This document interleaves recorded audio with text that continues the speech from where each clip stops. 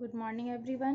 प्रिय विद्यार्थियों, आप सभी हिंदी व्याकरण से अन्विति का अध्ययन कर रहे हैं। इसके अंतर्गत आपने विशेषण और विशेष्य की अन्विति कैसे करते हैं, सर्वनाम और संज्ञा की अन्विति कैसे करते हैं, यह पढ़ लिया था।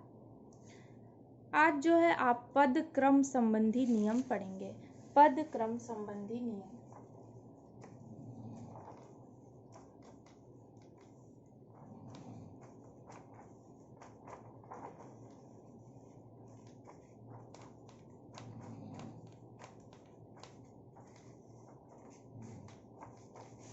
सबसे पहले समझते हैं पद क्रम क्या है।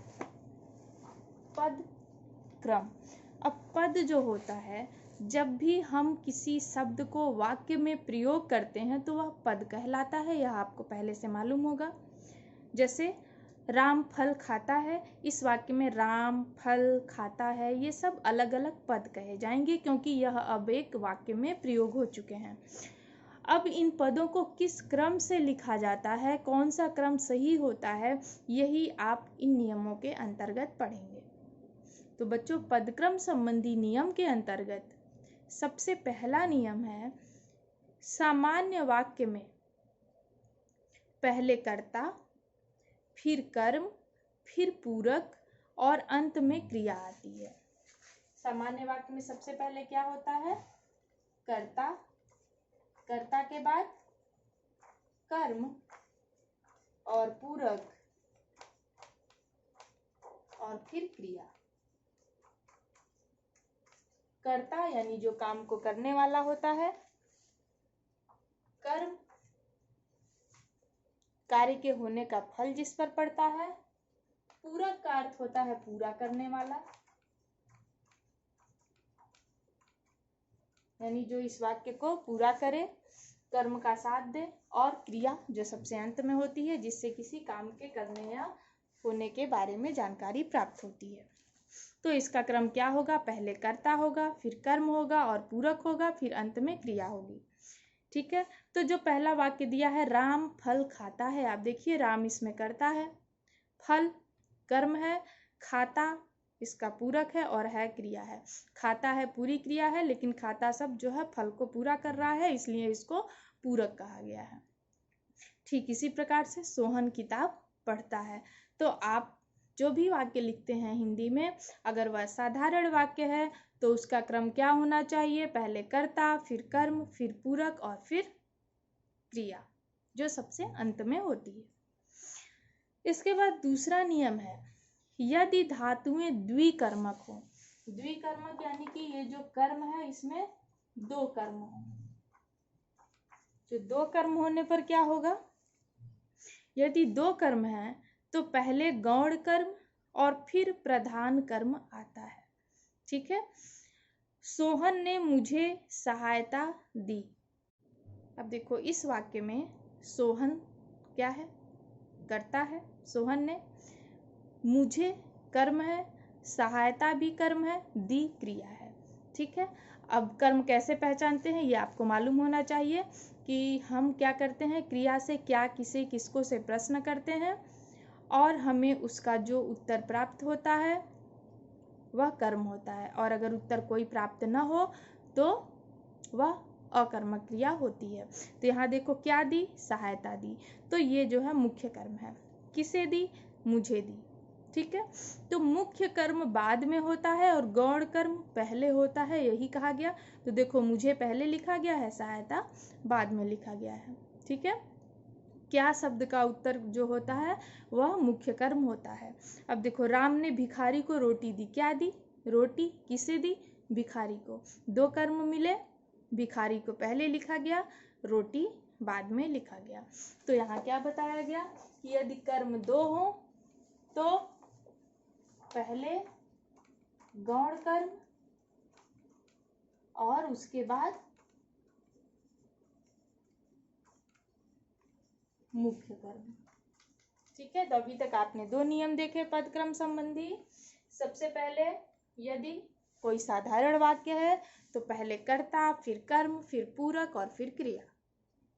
और यदि कर्म दो मिल रहे हैं तो पहले गौण कर्म और उसके बाद मुख्य कर्म का प्रयोग करते हैं। अगला नियम ग, संबोधन वाक्य के आरंभ में आता है। अगर आपके वाक्य में कोई संबोधन है तो वह वाक्य के प्रारंभ में होता है, इसका आपको ध्यान रखना है। जैसे बेटा झूठ कभी नहीं बोलना, ठीक है। भाइयों और बहनों, ठीक है। यानी कभी भी अगर हम किसी को संबोधित करते हैं, संबोधन वाला कोई शब्द है, तो उसका प्रयोग वाक्य के प्रारंभ में करेंगे। यह हमारा तीसरा नियम था।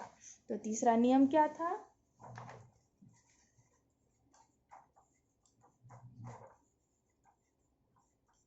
संबोधन का प्रयोग पहले होगा, बीच में या बाद में संबोधन का प्रयोग नहीं होगा। संबोधन का प्रयोग कब होगा?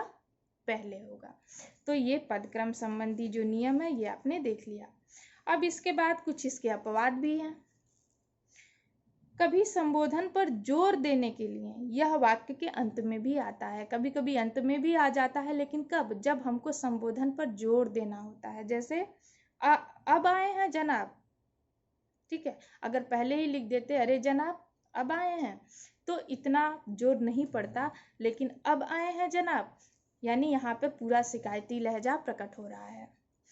मुझे नहीं चाहिए श्रीमन, यहाँ भी जो है वाक्य पे श्रीमन पे जोर पड़ रहा है और नकारात्मक भाव और ज़्यादा यहाँ जोर दे करके आ रहा है, उस पर ज़्यादा बल पड़ रहा है। तो ऐसी स्थिति में जो है संबोधन का प्रयोग अंत में होता है, यह अपवाद है। इसके बाद चौथा नियम देखते हैं, घ। ये क्या है? कर्म पद क्रिया और कर्ता पदों के बीच में रहता है। तो जब आपने यहाँ यह बात पढ़ा ही कि पहले कर्ता फिर कर्म फिर पूरक फिर क्रिया, तो कर्ता और क्रिया के बीच में कर्म है ही, तो ये कर्म बीच में, यह हमारा अगला नियम है। उदाहरण में देखिए, सोहन पाठ पढ़ाता है, बच्चे ने गीत सुनाया, पाठ और गीत बीच में लिखे गए हैं। इसके बाद पांचवा नियम अंगा, संबंध के बाद, संबंध के बाद यानी संबंध कारक आप जानते हैं ना, का के की रा रे री अगर चिन्ह हो और संबंध बता रहे हो, ठीक है। संबंध के बाद संबंधी विशेषण के बाद विशेष्य और क्रिया विशेषण के बाद क्रिया का प्रयोग होता है। यानी संबंध के बाद संबंधी का प्रयोग, यानी रिलेशन बताया जा रहा है ना, तो पहले संबंध लिखेंगे और फिर संबंधी कौन है, रिलेटिव कौन है, वह बाद में लिखेंगे। जैसे पहला उदाहरण है, यह राम की पुस्तक है। राम की संबंध है और पुस्तक संबंधी है, तो राम की पहले लिखा गया है और पुस्तक बाद में लिखा गया है। विशेषण के बाद विशेष्य। अब देखो, मीठे वचन बोलना उत्तम गुण है। उत्तम विशेषण है, गुण विशेष्य है, तो विशेषण पहले लिखा गया है, विशेष्य बाद में लिखा गया है। और क्रिया विशेषण के बाद क्रिया का प्रयोग होता है। कोयल मीठा गाती है। मीठा क्रिया विशेषण है, गाती है क्रिया है, तो आप भी देख रहे हैं क्रिया विशेषण पहले है और उसके बाद क्रिया विशेषण है। तो इसमें क्या बताया गया? संबंध के बाद संबंधी, पहले संबंध लिखेंगे फिर संबंधी, पहले विशेषण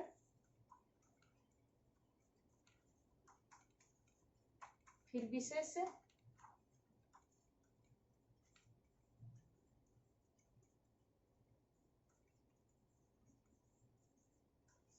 पहले क्रिया विशेषण और फिर क्रिया का प्रयोग करेंगे। ऐसा हमारा पांचवा नियम बता रहा है। अब इसके भी कुछ अपवाद होते हैं।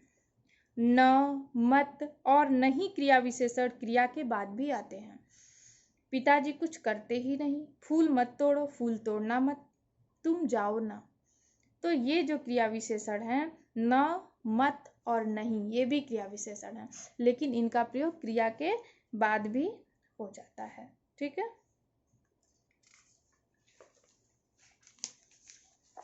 इसके बाद छठा नियम है, पूर्वकालिक क्रिया क्रिया से पहले आती है। तो पहले तो आपको ये जानना होगा कि पूर्वकालिक क्रिया क्या होती है।